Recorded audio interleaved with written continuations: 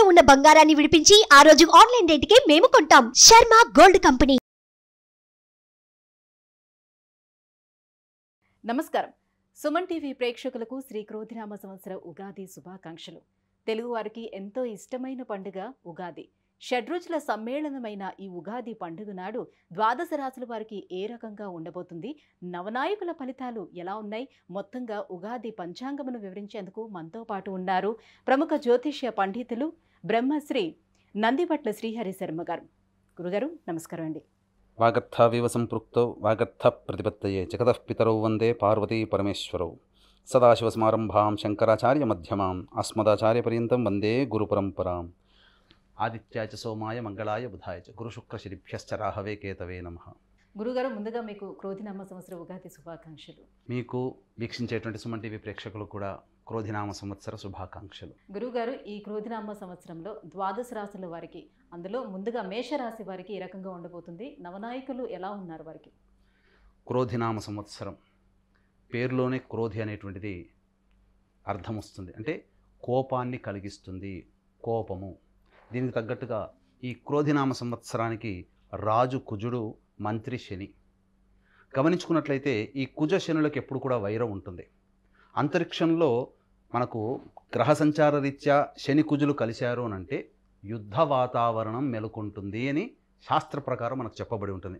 కాబట్టి కుజుడు రాజు అయి శని మంత్రి అయి ఉన్నప్పుడు ఈ క్రోధినామ సంవత్సరం అంతా కూడా సాధారణం కంటే కూడా అసాధారణమైనటువంటి పరిస్థితులే ఎక్కువగా ఉంటాయని చెప్పవచ్చు. ఇక గమనించుకున్నట్లయితే కర్కాటకంలో కుజుడు కుజస్తంభనం అనేటువంటిది 21 అక్టోబర్ 2024 నుంచి 21 జనవరి 2025 వరకు కుజస్తంభనం ఉంటుంది. ఈ సంవత్సరం చాలా అత్యంత కొన్ని రాశులలో జన్మించినటువంటి వాళ్ళకి యోగకాలము, మరికొన్ని రాశుల్లో జన్మించినటువంటి వారికి అవయోగ కాలం. అలాగే శని మౌఢ్యమి, అనగా ఈ శని మౌఢ్యమి 23 ఫిబ్రవరి 2025 నుంచి 29 మార్చి 2025 వరకు శని మౌఢ్యమి. కాబట్టి ఈ చెప్పినటువంటి కుజస్తంభనము మరియు శని మౌఢ్యమి గురుపాలిత రాశులలో జన్మించినటువంటి వారికి యోగమైతే, శనిపాలిత రాశులలో జన్మించినటువంటి వారికి అవయోగాన్ని కలగజేస్తుంది. ఇక గమనించుకున్నట్లయితే ఈ మేషరాశికి సంబంధించినటువంటి ఫలితాలు కనుక చూసుకున్నట్లయితే ఈ క్రోధినామ సంవత్సరంలో ఆదాయము 8, వ్యయము 14, అలాగే రాజ్యపూజ్యము 4, అవమానము 4. అంటే ఇక్కడ చాలామందికి ఈ ఆదాయం వ్యయం అంటే ఏంటి అనేటువంటిది కూడా సందేహాలు అనేటువంటి ఉంటాయి. అంటే ఇక్కడ గమనించాల్సింది ఏంటంటే ఖర్చు ఎక్కువ అవుతుందని కాదు, కాస్తే ఇక్కడ సాధారణంగా గమనించాల్సింది ఆదాయం 8 ఉన్నప్పుడు వ్యయం 14 అని అంటే ఆదాయం చాలా చక్కగా ఉంటుంది, కానీ వ్యయం 14 ఉందనంటే మీ యొక్క కోరికలు నెరవేర్చుకోవడం కోసం, మీ యొక్క సొంత ఖర్చుల కోసం అప్పులు చేసైనా కానీ మీ యొక్క సమస్యల్ని పరిష్కరించుకుంటారు అని అర్థం.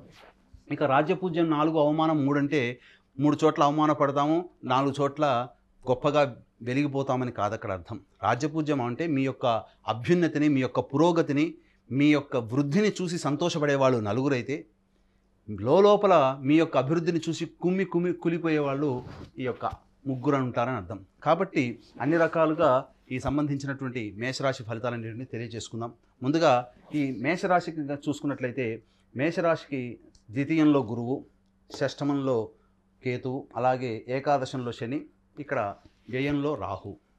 వెరసి సంవత్సర ఫలితాలని తెలియచేసేటువంటి గ్రహాలు ముఖ్యంగా దీర్ఘకాలిక గ్రహాలు గురువు, శని, రాహువు, కేతులు. కాబట్టి ఈ మేషరాశిలో జన్మించినటువంటి వారికి ఈ గత శోభకృత నామ సంవత్సరంలో ఏర్పడినటువంటి అపజయాలన్నీ కూడా ఈ క్రోధినామ సంవత్సరంలో విజయాలుగా మరల్చుకుంటారు. అందులో ఏమాత్రం సందేహం లేదండి. ఎందుకనంటే ధనకారకుడైనటువంటి గురువు ధనస్థానంలో సంచరిస్తున్నటువంటి కారణం కాబట్టి అన్ని రంగాల్లో ఉన్నటువంటి వారికి, వ్యాపారస్తులకి, ఉద్యోగస్తులకి చాలా చక్కటి యోగదాయకమైనటువంటి కాలంగా చెప్పవచ్చు. ఇక్కడ గమనించుకున్నట్లయితే విద్యార్థులకి, ప్రధానంగా విద్యార్థులు చక్కటి ఉత్తీర్ణతా శాతంలో ఉత్తీర్ణులవుతారు. మంచి భవిష్యత్తు కలిగినటువంటి విద్యా వ్యవస్థలో మీరు ఉంటారని చెప్పవచ్చు. ఇక ఉద్యోగస్తులకి ఊహించని విధంగా ప్రమోషన్స్ జరుగుతాయి, బదిలీలు కూడా జరుగుతాయి, కానీ ప్రమోషన్స్తో కూడుకున్నటువంటి బదిలీలు జరుగుతాయని చెప్పవచ్చు. ముఖ్యంగా హోటల్స్ రంగంలో ఉన్నటువంటి వారికి, అలాగే వ్యాపారస్తులకి, కిరాణా జనరల్ స్టోర్ నడిపేటువంటి వారికి, జ్యువెలరీ రంగంలో ఉన్నటువంటి వారికి, విద్యారంగంలో ఉన్నటువంటి వారికి గొప్పదైనటువంటి యోగ కాలం ఉంటుంది. ఇక వివాహానికి సంబంధించినటువంటి విషయాలు కనుక పరిశీలించుకున్నట్లయితే కొన్ని ఇక్కట్లు అనేటువంటివి ఎదురవుతాయి, కొన్ని వివాహ ప్రయత్నాల్లో ఆటంకాలు అనేటువంటివి ఉంటాయి. కానీ వాటన్నిటినీ కూడాను దైవబలంతో అధిగమించుకున్నట్లయితే చక్కగా అభివృద్ధి బాటలో ఉంటారని చెప్పవచ్చు. అందుకనే ఇక్కడ ప్రధానంగా గమనించుకున్నట్లయితే ద్వాదశ రాశుల్లో జన్మించినటువంటి వారికి నవగ్రహాల యొక్క అనుగ్రహం ఈ క్రోధినామ సంవత్సరం సంపూర్ణంగా ఉండాలి. కాబట్టి ఈ నవగ్రహాల యొక్క అనుగ్రహం కోసం ఈ సంబంధించినటువంటి తమిళనాడు కుంభకోణం దగ్గరలో ఉన్నటువంటి నవగ్రహాల టెంపుల్స్లో ప్రతి సంవత్సరం కూడా జూన్ నెల మరియు జనవరి నెలలో ఈ నవగ్రహాల టెంపుల్స్లలో నవగ్రహాలకి అభిషేకాలు, నవగ్రహాలకు సంబంధించినటువంటి హోమాది కార్యక్రమాలని కూడా మా పీఠం ఆధ్వర్యంలో జరుగుతాయి. కాబట్టి ఎలా నమోదు చేసుకోవాలనేటువంటిది ఈ కార్యక్రమం తదనంతరం కాంటాక్ట్ చేయవచ్చు.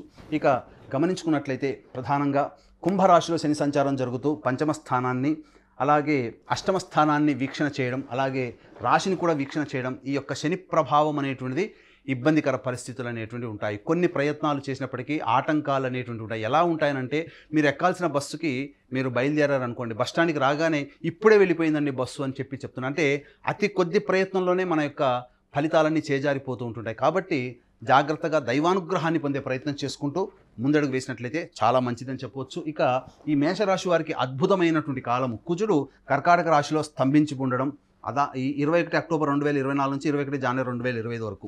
అలాగే గురుపాలితమైనటువంటి మేషరాశికి శని మౌఢ్యమి ఏర్పడుతుంది. ఎప్పుడు ఏర్పడుతుంది? 23 ఫిబ్రవరి 2025 నుంచి 29 మార్చ్ 2025 వరకు. కాబట్టి ఈ సమయము ఈ మేషరాశి వారికి అద్భుతమైనటువంటి యోగ కాలము. వివాహాది ప్రయత్నాలు చేసుకొని వివాహ సంబంధాలు కుదుర్చుకున్నట్లయితే ఈ యొక్క సమయంలో వివాహం కనుక మీరు పెట్టుకున్నట్లయితే తప్పకుండా అద్భుతమైనటువంటి యోగదాయకంగా ఉంటుందని చెప్పవచ్చు. ఇక గమనించుకున్నట్లయితే ఆరోగ్యం పట్ల శ్రద్ధ వహించాల్సినటువంటి పరిస్థితి. ఈ యొక్క సంబంధించినటువంటి ఈ కుజస్తంభనము అలాగే శనిమౌఢ్యం ఉన్నటువంటి సమయంలో అనూహ్యమైనటువంటి విజయాలు పొందుతారు. రాజకీయ నాయకులకి చక్కటి పదవి లభిస్తుంది. సంఘంలో పేరు ప్రతిష్టలు అనేటువంటివి పెరుగుతాయి. ఏదైనా కానీ నామినేటెడ్ పోస్టులో రాజకీయ నాయకులు ఉంటారని చెప్పవచ్చు. ఇక గమనించుకున్నట్లయితే ఈ సమయంలోనే ఎక్కువగా పంటకి అధిక దిగుబడులు రావడం, రైతులకి చాలా మేలుదాయకమైనటువంటి పరిస్థితులు ఏర్పడతాయి. కాబట్టి మంచి మార్కెట్ ధరతో మీ యొక్క ఉత్పత్తులు కొనుగోలు చేయడం, తద్వారా మీరు లాభదాయకంగా రైతులు ఉంటారని చెప్పవచ్చు. ఇక గమనించుకున్నట్లయితే వ్యయ స్థానంలో రాహు, షష్టమ స్థానంలో కేతు యొక్క సంచార ప్రభావం వలన కొంత మానసికమైనటువంటి శారీరకమైనటువంటి శ్రమకి ఎదురవ్వాల్సినటువంటి పరిస్థితి వస్తుంది. అనుకోని సంఘటనలు అనేటువంటివి జరగడం, తద్వారా ఆరోగ్య సంబంధించినటువంటి ఇబ్బందులు ఎదుర్కోవడం, అలాగే అనవసరమైనటువంటి ధన వ్యయం అనేటువంటిది ఉంటుంది. కాకపోతే దైవానుగ్రహం వల్ల తీర్థయాత్రలు చేసే అవకాశము, అలాగే నదీ స్నాన సందర్శనం ఇవన్నీ కూడాను దైవానుగ్రహం వల్ల కలుగుతాయి. ఎంతైనప్పటికీ కూడా ఖర్చును అదుపులో పెట్టుకొని మీరు చేసే ప్రయత్నాలు కనుక ముందుకు ఉన్నట్లయితే అద్భుతమైనటువంటి ప్రగతి మీరు పొందుతారని చెప్పవచ్చు. అలాగే ఈ సంబంధించినటువంటి ఈ సమయంలోనే కర్కాటకంలో కుజుడు అనగా అక్టోబర్ నుంచి జనవరి వరకు కూడా ఉన్నటువంటి ఆ 3 నెలల కాలంలో గృహానికి సంబంధించినటువంటి మరమ్మతులు కానీ, నూతన గృహం కొనుగోలు కానీ, లేదా వాహన కొనుగోలు కానీ ఈ యొక్క మేషరాశిలో జన్మించినటువంటి వారు చేస్తారని చెప్పవచ్చు. అలాగే చక్కటి భవిష్యత్తు కలిగినటువంటి విద్యా వ్యవస్థలలో ఈ సంబంధించినటువంటి మేషరాశి వాళ్ళు ఉంటారు. ఉన్నతమైనటువంటి విద్యలో మీరు అనుకున్నటువంటి చోట అనుకునేటువంటి విధంగా మీ యొక్క విద్యా వ్యవస్థలో ఉంటారని చెప్పవచ్చు. అనగా మంచి కోరుకున్నటువంటి చోట కోరుకున్నటువంటి స్ట్రీమ్లో, అనగా మీరు ఏది అనుకుంటారో విద్యార్థులు ఆ యొక్క సంబంధించినటువంటి స్టడీ మీరు చేయడానికి అవకాశాలు ఎక్కువగా ఉంటాయని చెప్పవచ్చు. కాబట్టి అన్ని రకాలుగా చూసుకున్నా గత సంవత్సరం కంటే కూడా ఈ మేషరాశి వారికి ఈ సంబంధించినటువంటి ఈ క్రోధినామ సంవత్సరం యోగదాయకమైనటువంటి సమయం చెప్పవచ్చు. కాకపోతే మానసిక శ్రమ, శారీరక శ్రమ, అలాగే కొంత ఖర్చు అదనంగా అయ్యేటువంటి అవకాశం ఉంటుంది. కాబట్టి జాగ్రత్తగా ఉండండి. ఎల్లప్పుడూ కూడా ఈ మేషరాశిలో జన్మించినటువంటి వారు తమ అంతరంగిక శత్రువులు, అంటే మన ముందుకు చాలా మంచిగా కనిపిస్తారు కానీ మన వెనక గోతులు తవ్వుతుంటారు. కాబట్టి మనల్ని చూసి ఈర్ష్యపడేటువంటి వారి పట్ల ఒక కన్ను వేసి జాగ్రత్తగా ఉండేటువంటి అలవాటు చేసుకొని మీ యొక్క భవిష్యత్ ప్రణాళిక రూపొందించుకున్నట్లయితే మేషరాశి వారి ఈ క్రోధినామ సంవత్సరం అంతా కూడాను యోగదాయకంగా ఉంటుంది. శని మౌఢ్యం ఏర్పడడం, కుజ స్తంభనం ఏర్పడడం, ఈ యొక్క సమయం అంతా కూడా అనగా అక్టోబర్ నుంచి మార్చి వరకు కూడా ఉన్నటువంటి సమయం చాలా చక్కటి సమయం. అలాగే గత సంవత్సరం ఏర్పడినటువంటి ఇబ్బందులు గురువు వృషభ రాశిలోకి సంచారం జరుగుతున్నటువంటి కారణం చేత చక్కగా యోగదాయకమైనటువంటి స్థితిలో ఉంటారని చెప్పవచ్చు. ప్రతి పనిలో బద్ధకము, అలసత్వము, పోస్ట్ పోన్మెంట్ ఆఫ్ వర్క్ అనేటువంటిది శని మీ యొక్క మేషరాశిని వీక్షించడం వల్ల కలుగుతుంది. కాబట్టి దాన్ని దృష్టిలో పెట్టుకొని అనుకున్న పని అనుకున్నదే తడవుగా చేసుకున్నట్లయితే మంచి భవిష్యత్తు ఉంటుంది. సంతానము పట్ల కొంత మానసికమైనటువంటి ఆందోళన కలిగించేటువంటి సమయం. ఏదేమైనప్పటికీ కూడా శని ప్రభావం ఉన్నంత వరకు కూడా సంతానము అభివృద్ధిలోకి లేకపోవడము, మీ యొక్క సంతానము ఈ కుజాష్టమం అనగా కుజస్తంభనం ఏర్పడడం అనేటువంటి కారణం చేత మంచి సత్ఫలితాలని మీ యొక్క సంతానం ద్వారా పొందుతారు. ఆలోచన చేసినటువంటి పనులన్నీ కూడా ముందుకు సాగిపోతాయి.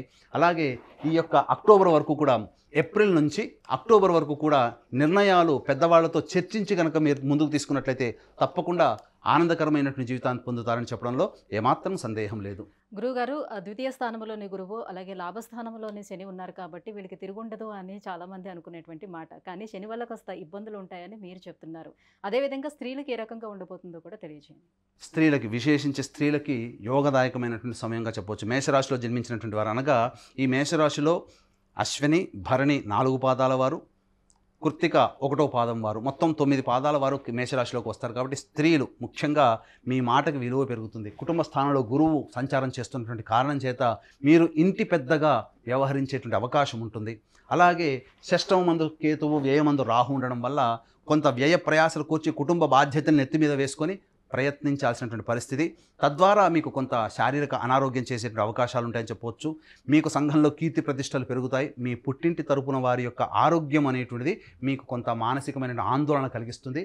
అయితే ఏదేమైనప్పటికీ కూడా ఈ యొక్క కర్కాటక రాశిలో కుజ సంచారం జరుగుతున్నంత సమయంలో ముఖ్యంగా స్త్రీలు ఎవరైతే దాంపత్య జీవితంలో ఇబ్బందులు పడుతున్నటువంటి వాళ్ళు ఉంటారో వాళ్ళకి మంచి శుభ సూచకంగామైనటువంటి యోగదాయకమైనటువంటి పరిస్థితులు కలుగుతాయి. వివాహాలు కూడా స్త్రీలకి ఆ సమయంలో 21 అక్టోబర్ నుంచి మార్చి 29 వరకు ఉన్నటువంటి కాలంలో మంచి జరుగుతుందని చెప్పవచ్చు.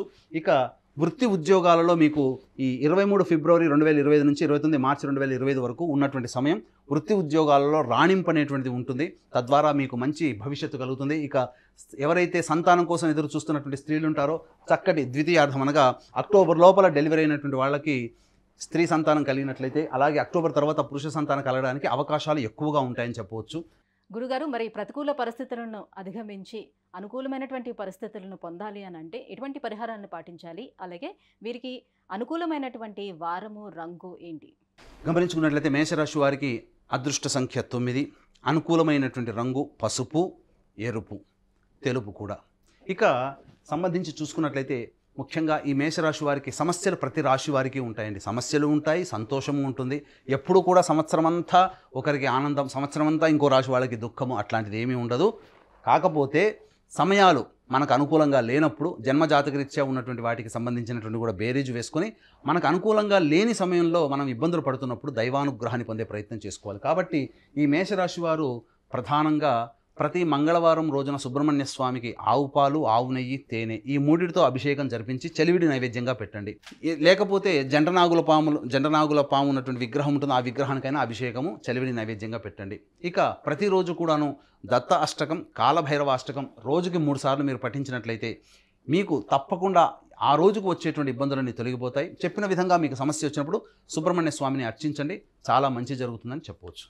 గురుగారు, ఈ క్రోధినామ సంవత్సరం మేషరాశి వారికి ఏ రకంగా ఉండబోతుంది, ఎటువంటి పరిహారాలను పాటించాలనే విషయాన్ని తెలియజేసినందుకు ధన్యవాదాలండి. సర్వం శ్రీ ఉమామహేశ్వర పరబ్రహ్మార్పణమస్తు. సుమన్ టీవీలో మీ పర్సనల్ అండ్ బిజినెస్ ప్రమోషన్స్ కోసం కింది నెంబర్కి కాంటాక్ట్ చేయండి.